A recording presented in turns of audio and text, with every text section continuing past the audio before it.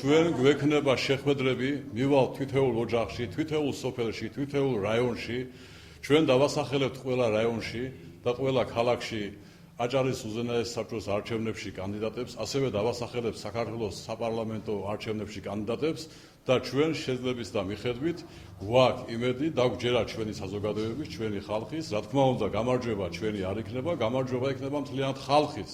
იმიტომ რომ დღეს ის მოძრაობა, რომელიც ხალხს არ ატყუებს, იმას მომავალი აქვს. ძალიან მნიშვნელოვანი დღეა, იქიდან გამომდინარე, რომ მას შემდეგ, რაც 2010 წლის შემდეგ ცვლილებები მოხდა პარტიაში, პირველად იხსნება ბათუმში ოფისი და ამას მოყვება კიდევ ალბათ აჭარის ყველა რაიონში ოფისი, იქიდან გამომდინარე, რომ მოძრაობა სამართლიანი საქართველოსთვის იწყებს საარჩევნო კამპანიას. პარტიის პოლიტიკიდან გამომდინარე, საკმაოდ აქტიურად ჩავერთვებით არჩევნებში აჭარაში და დარწმუნებული ვართ, რომ შედეგს მივიღეთ არანაკლებს, რაც მივიღეთ ნოღაედების დროს.